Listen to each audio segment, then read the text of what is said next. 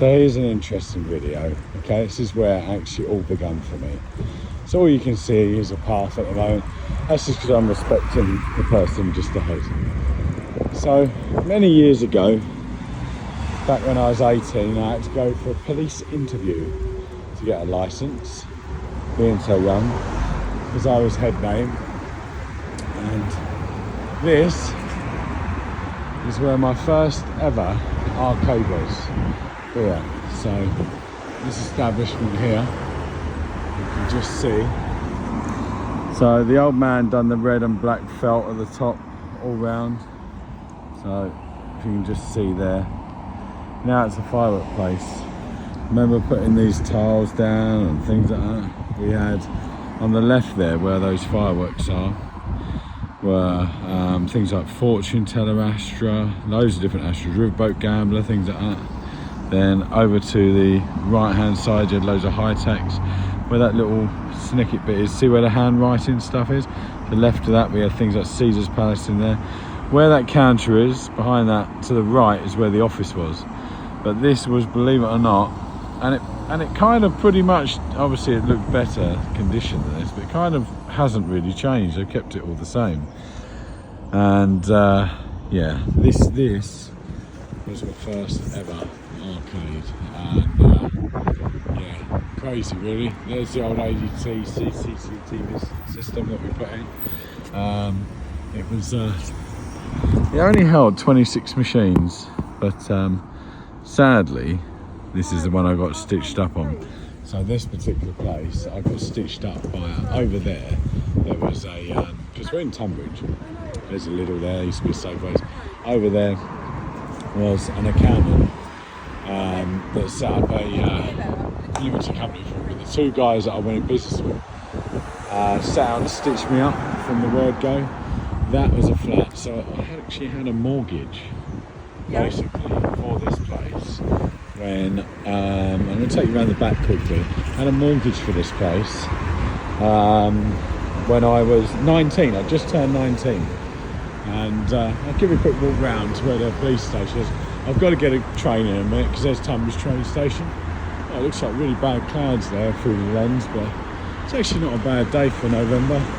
Just had the party in Maidstone. Absolutely wonderful it was. I tell you what, some towers down even here. See that little hut there? That there, believe it or not, has been everything from fruit and veg to a sex shop. But I had a lot of opposition because these are like residential, sort of like retirement homes.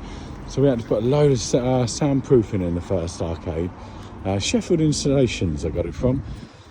Loads of soundproof. But anyway, around the back here, so not only have you got the police station, that's why I had to have an interview to make sure I was of a good person, or a good character, I guess.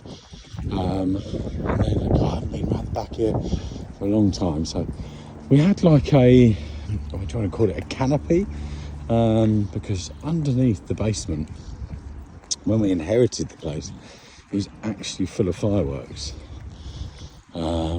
which, I mean, let's have a look. I haven't been around here for years. Okay, so it still looks pretty much the same. That is the canopy. So, okay, what they've done is they've blocked it all off now. But here, this canopy here, I'm gonna have someone probably jump out of it.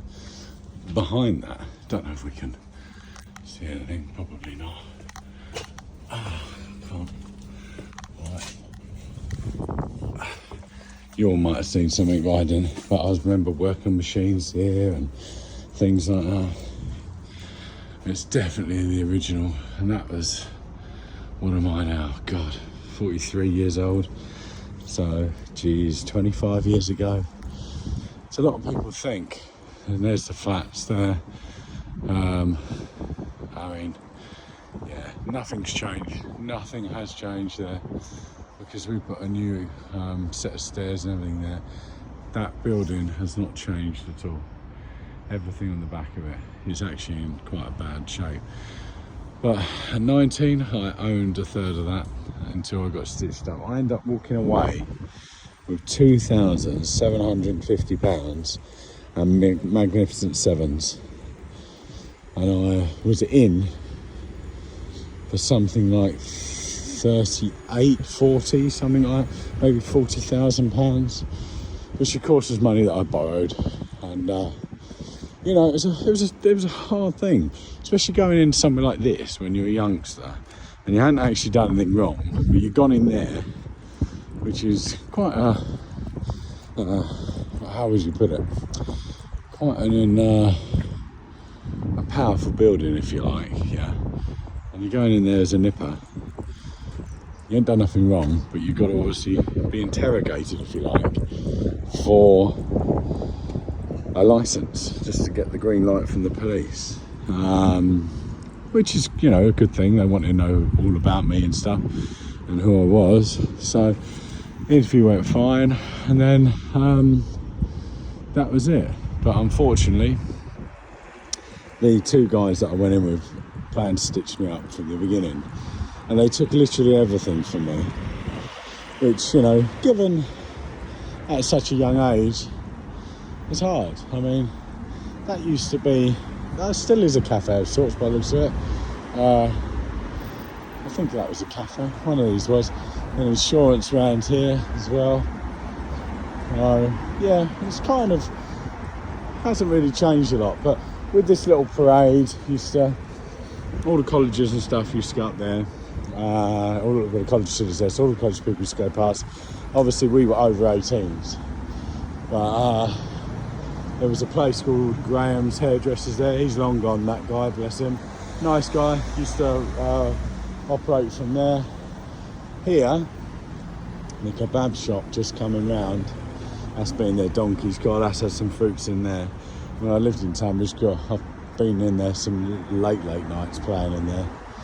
But yeah, it's not changed too much. But we had that arcade there again. It was my creation at the beginning. It was called Real Entertainment. They even took the name from me as well, those two guys. One of them, I still know both all the time. I know where they both are all the time. I keep tabs on them, because you never know when time's coming to an end. But they screwed me and left me for dead, really. But God, so this is my dodgy paintwork here. That's old hammerite, that is. And I was painting it in the cold, on the cold metal. You just can't do that. But anyway, here it is. This is, I guess, where it all begun all those years ago. So everyone thinks that it started in Gravesend. Well, there's Mr. P's that did. But in here, this is where Real Entertainment begun. And Real Entertainment lives on as Real Fruits. Anyway, bit of history. Thank you, everyone. I'm going to go find Amelia. She's over there somewhere, getting some drinks for me and the girls, because we're going on the train ride. And I'll take the little ones for a Toby Carvery so that we can have a bit of rare family time. Anyway, thanks everyone, and thanks for the support over all the years. But 25 years ago, that's where it actually really did begin. There's more to come on this history.